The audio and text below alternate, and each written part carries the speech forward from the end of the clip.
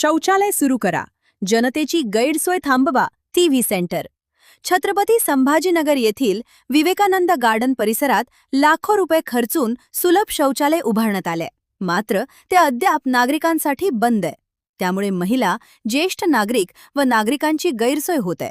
महाराष्ट्र नवनिर्माण विद्यार्थी सेना पदाधिकारी शिवराज बाबूराव जाधव यांनी तात्काळ शौचालय सुरू करण्याची मागणी केली आहे. हे बाथरूम आहे. आमच्या रोजच्या प्रवासामध्ये रोज आम्ही इकडे बघतो तर हे आम्हाला गेल्या 2 महिन्यापासून बंद दिसते आणि चक्क आजूबाजूला पूर्ण उकरडा केलेला आहे.